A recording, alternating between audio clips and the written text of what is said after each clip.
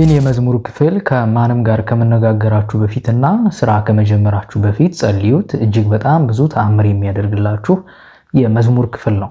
በስመ አብ ወወልድ ወመንፈስ ቅዱስ አሐዱ አምላክ። ተወዳጆች እንደምናላችሁ የሰዋስው ሚዲያ የዩቲዩብ ቻናላችን ነው። እኔ ዲያቆን ሰዋስው ነኝ። በዚህ የዩቲዩብ ቻናላችን ላይ መንፈሳዊ ህይወታችን የሚያሳድጉ መንፈሳዊ ትምህርቶችን የምናገኝበት የዩቲዩብ ቻናላችን ነውና ለዩቲዩብ ቻናላችን አዲስ ከሆናችሁ ሰብስክራይብ በማድረግ ቤተሰብ ሁኑ። ይህ ቪዲዮ ደግሞ ለሌሎች እንዲደርስ ላይክ ስለምታደርጉት በጣም አመሰግናለሁ ከወዲሁ። የመዝሙረ ዳዊት ጥናታችን እንደጀመርን ይታወቃልና ዛሬ ካቆምንበት ቀጥለን ስለ መዝሙር 5 ጥቅሞች እንዲሁም ደግሞ መዝሙር 5 የያዛቸውን ሚስጥሮች የምንተነትን ይሆናል ማለት ነው። እግዚአብሔር አምላካችን በመካከላችን ተገኝቶ እንዲያስተምረን እንዲቀስጸን ቅዱስ ፈቃዱ ይሁንልን። የቅዱስ ዳዊት ረድኤት በረከት በሁላችን ላይ ይደርብን። እንግዲህ መዝሙር 5 እጅግ በጣም ብዙ ጥቅም ካላቸው የመዝሙረ ዳዊት ክፍሎች መካከል አንደኛውና በቃል መያዝ አለባቸው ብዬ ከማስባቸው የመዝሙረ ዳዊት ክፍሎች መካከል አንደኛው ነው። መዝሙር 5 በአጠቃላይ አቤቱ ቃሌን አድምጠኝ እያለ ቅዱስ ዳዊት እግዚአብሔርን የተማጸነበትና እግዚአብሔር አምላክም ቃሉን አድምጦ በብዙ ነገር ቅዱስ ዳዊትን በብዙ የህይወቱ ጎዳና ውስጥ አብሮት የነበረ እንደውም የልቤ እስከሚለው ድረስ የደረሰ ልብ አምላክ እስከመባል የደረሰ ነው ቅዱስ ዳዊት። እንግዲህ እንደነገርኳችሁ መዝሙረ ዳዊት እጅግ በጣም ብዙ ጥቅሞች አሉት። ስጋዊም ሆነ መንፈሳዊ ጥቅሞች በርካታ ጥቅሞች አሉትና መዝሙረ ዳዊት ስንጸልይ ክፉ ነገሮችን ማራቅም ብቻ ሳይሆን የኛንም ክፋት እያስወገድን ወደ እግዚአብሔር የምንደርስበት እጅግ በጣም ድንቅ የሆነ የጸሎት ክፍል ነውና የክፋት ልባችንን አራርቶ መልካም የሆነውን አስተሳሰብ እንድንይዝ መልካሙን ነገር እንድንይዝ የሚያደርገን የጸሎት ክፍል ነው መዝሙረ ዳዊት። እና ቅዱስ ዳዊት በዚህ የመዝሙር ክፍል ላይ መዝሙር 5 ላይ ማለት ነው አቤቱ ቃሌን አድምጥ እያለ እግዚአብሔር አምላክን ይማጸናል። በጣም የሚያስገርመኝና የሚያስደንቀኝ ነገር ከቅዱስ ዳዊት ምንም ጠላቶቹ በእርሱ ላይ ቢነሱ ምንም በደልን ቢበድል ተመልሶ ደግሞ ወደ እግዚአብሔር አምላኩ ይመለሳልና እኛ እንደሚታወቀው እንግዲህ ፈጣሪ ያለንን በዓለም የሚገኙ ነገሮች በሙሉ ቁሶች ብንመለከታቸው የራሳቸው የሆነ አስገኝ አላቸው፣ ክሬተር አላቸውና እኛ አምላካችን እግዚአብሔር ነው፣ መገኛችን ከእርሱ ዘንድ ነው፣ መዳረሻችንም ከሱ ዘንድ ነውና ቅዱስ ዳዊት ይህንን በደንብ የተረዳ ይመስለኛልና ሁልጊዜም ቢሆን አንድ ነገር አጥፍቶም ወይንም ደግሞ በደል ደርሶበትም ቢሆን ሰዎችን ቢበድሉት እነሱን ለመበደል አይነሳም። የሚነሳው ወደ እግዚአብሔር በጸሎት እጁን ዘርግቶ ወደ እግዚአብሔር ይደርሳልና በዚህ የመዝሙር ክፍል ላይ አቤቱ ቃሌን አድምጠኝ በማለት ይማጸናል እግዚአብሔርን ማለት ነው። ስለዚህ ይህ መዝሙር 5 በጠዋት ከመጸለይ ካለባቸው የመዝሙረ ዳዊት ክፍሎች መካከል አንደኛው ነውና የጠዋት ጸሎት ነው። ቃለ አጽም እግዚኦ ወለቡ ጸራሃየ ወአጽማኒ ቃለ ስለቴ ንጉሴኒ ወአምላኬኒ እያለ በጽባ በፊትህ በጠዋት ካንተ በፊትህ እቆማለሁ በጽባ እቀውም ቅድሜከ እያለ እግዚአብሔር አምላክን ይማጸናልና በጣም የሚያስገርማችሁና በህይወታችን እጅግ በጣም ብዙ ተአምር ከሚያደርጉልን የመዝሙረ ዳዊት ክፍሎች መካከል አንደኛው ይህ መዝሙር ነው።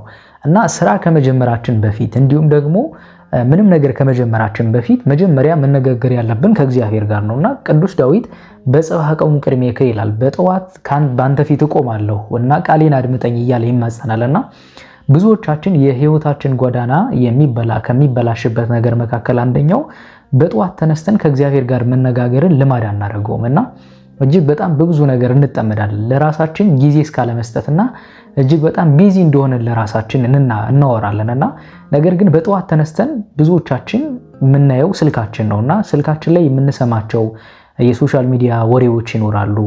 የተለያዩ ነገሮች አሉ። መልካም የሆኑ ነገሮች እንዳሉ ሁሉ ስልካችን ላይ መጥፎ የሆኑ ነገሮችም አሉና እነዚህን ሁሉ እያግበሰበስን ግን ለእግዚአብሔር ሲሆን ጊዜ አናገኝምና ህይወታችን ከሚያበላሹብን ነገሮች መካከል አንደኛው በጠዋት ለእግዚአብሔር ጊዜ አለመስጠት ነው። ሰዎች ከማንም ጋር ከመነጋገራቸው በፊት መጀመሪያ ማግኘት ያለባቸው አምላካቸውን ነው። ምክንያቱም የፈጠራቸው አምላክ አለ፣ መገኛቸው እርሱ ነው፣ ህይወታቸው እርሱ ነው።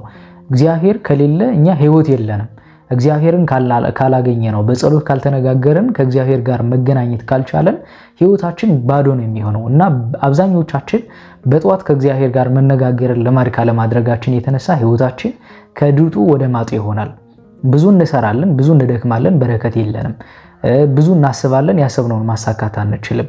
ብዙ እንጨነቃለን፣ ተጨንቀን ግን በህይወታችን የምንጨምረው ነገር የለምና የመጀመሪያው ቅዱስ ዳዊት ቃሌ አጽም እግዚኦ ወይም ደግሞ ቃሌን አድምጠኝ በጽባህ ቀውም ቅድሜከ በጠዋት ፊትህ እቆማለሁ እያለ እግዚአብሔርን ይማጸናልና የመጀመሪያው ሰዎች በህይወታቸው ብዙ ነገርን ማስተካከል የሚችሉበትና በእግዚአብሔር ጥበቃ ውስጥ ስር የሚሆኑት ትልቁ ነገር እንደ ክርስቲያንም ደግሞ የጸሎት ጊዜያችን የክርስቲያኖች የጸሎት ጊዜ አንደኛው ጠዋት ነው።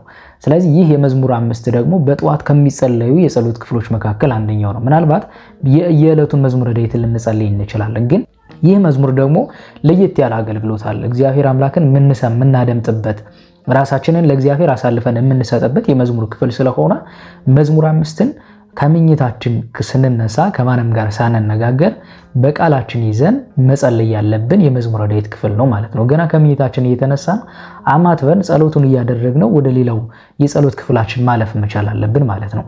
ማሰብ ያለበት አንድ ክርስቲያን በጠዋት ከተነሳ በኋላ አምላኩን እግዚአብሔርን እንጂ በዓለም ስለሚገጥመው ነገር መሆን የለበትም።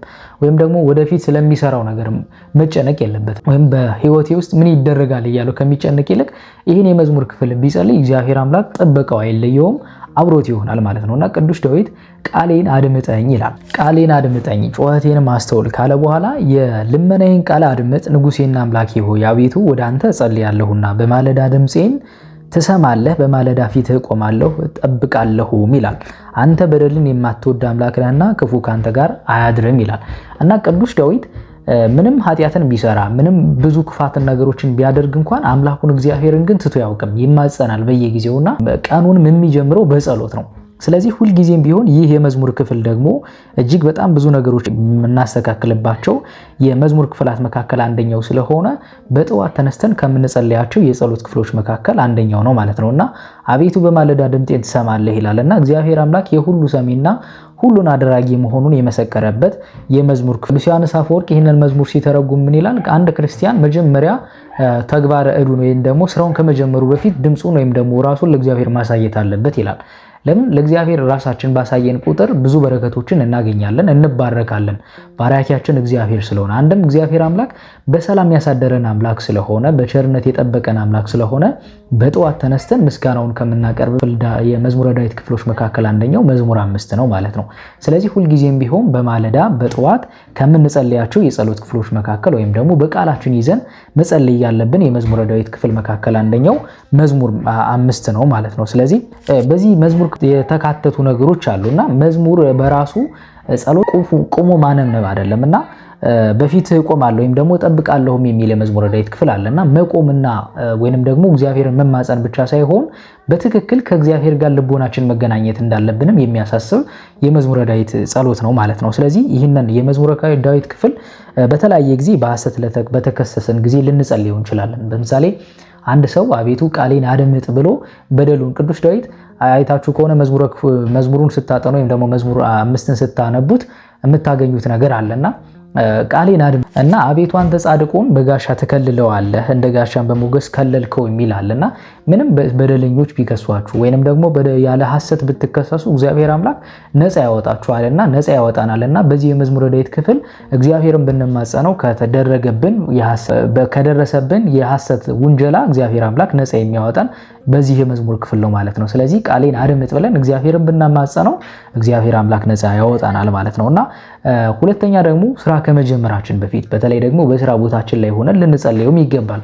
ለምሳሌ በመጀመሪያ አንድ ክርስቲያን ከመኝታው እንደተነሳ በስመ አብ ብሎ አማትቦ አምላኩን አመስግኖ ወደ ጸሎት ወይንም ደግሞ ወደ መጀመሪያው የጸሎት ክፍሉ ሊያልፍ ይችላል። ይሄንን የጸሎት ክፍል ግን በቃሉ አጥንቶ ሰላም ስላሳደረው እያመሰገነ በዚህ የመዝሙር ክፍል ወደ ሌላኛው የጸሎት ክፍል ሊያልፍ ይችላል። ሁለተኛ ደግሞ በስራ ቦታችን ላይ ስራችን ከመጀመራችን በፊት አይታችሁ ከሆነ ክርስቲያን መጀመሪያ የስራ ቦታውንም ደግሞ ባርኮ በእግዚአብሔር ቃል አማትቦ ጀምሮ ነው ስራ መጀመር ያለበትና ምንም ነገር ከመጀመራችን በፊት በስራ ቦታችን ላይ ሆነን ማንኛውንም ስራ ልንሰራ እንችላለን እና የትኛውም የስራ ክፍል ውስጥ ብንገኝ ይህንን የጸሎት ክፍል መጀመሪያ መዝሙር 5ን ጸልየን ከዛ በኋላ ስራችን መጀመር ይህንን የምናደርገው አንደኛ ስራችን የተባረከና የተቀደሰ እንዲሆን፣ ሁለተኛ ደግሞ በዛ ውስጥ እግዚአብሔርን የምናከብርበት የምናስታውስበት ስለሆነ ለምን እኔ አቅም የለኝም አንተ አቅሜ ነህ ብለን እግዚአብሔር ኃይላችን እንደሆነና ኃይላችን ሁሉ የምናገኘው ከእግዚአብሔር እንደሆነ የምንታመንበት የጸሎት ክፍልም ስለሆነ ነውና እርሱ ባርኮ ቀድሶ እንዲሰጠን መልካም የሆነውን ነገር ሁሉ እንዲገጥመን የምንማጸንበት የምናመሰግንበት የመዝሙር ክፍል ስለሆነ በስራ ቦታችን ላይ ሆነን ይሄንን የመዝሙረ ዳዊት ክፍልም ደግሞ መጸለይ ያስፈልጋል ማለት ነው። ሁለተኛ ደግሞ በረከትም የሚያስገኝ ነው። ቃሌን አድምጥ ብለን እግዚአብሔር አምላካችን በየልቦናችንን መሻት የምንጠይቅበት የመዝሙር ክፍል ስለሆነ ለበረከታችን የሚሆን የመዝሙረ ዳዊት ክፍል ነው ማለት ነው።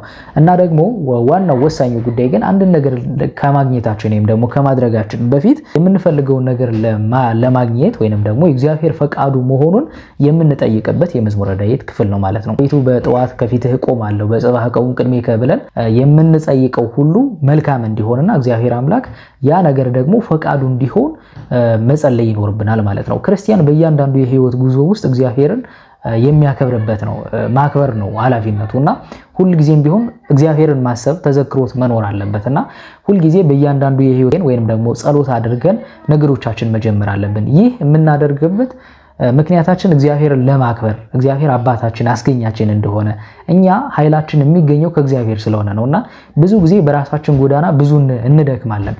ያ ጎዳና ደግሞ ወይንም ደግሞ እኛ የሞከርነው ነገር ሳይሳካ ብዙ ዋጋ ያስከፍለናልና ይህ የመዝሙረ ዳዊት ክፍል ደግሞ ስራችን ከመጀመራችን በፊት ብንጸልየው አንደኛ የእግዚአብሔርን ፈቃድ የምንጠይቅበት ነው፣ ሁለተኛ በረከት የሚያስገኘን ነው፣ ሶስተኛ ደግሞ ስራችን ከመጀመራችን በፊት የተቀደሰና የተባረከ ነገር እንዲያደርግልን በስራችን ብዙ ነገሮች እንዳይገጥሙንና መልካሙ የሆነውን ነገር ወደኛ እንዲያመጣልን የመዝሙረ ዳዊት ክፍል ስለሆነ ምን ጊዜም ቢሆን በጠዋት ስንነሳ ስራችን ከመጀመራችን በፊት ይህንን የመዝሙረ ዳዊት ክፍል እየጸለይን ማድረግ መቻል አለብን። ለምሳሌ አንድ ክርስቲያን በጣም እንኳን ቢዚ ቢሆን ወይም ደግሞ የሚጸልይበት እንኳን ጊዜ ባይኖረው ይሄን የመዝሙረ ዳዊት ክፍል አጥንቶ በቃሉ ይዞ እየጸለየ መሄድ መቻል አለበት ማለት ነው።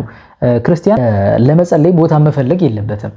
ለምን አሁን ለምሳሌ በቤተ ክርስቲያን ጠዋትና ማታ ጸልዩ እንባላለን ግን ከዛ በተጨማሪ ግን ዝም ብላችሁ ከዛ ሙሉ ቀኑን ሳትጸልዩ ዋሉ ማለት አይደለም።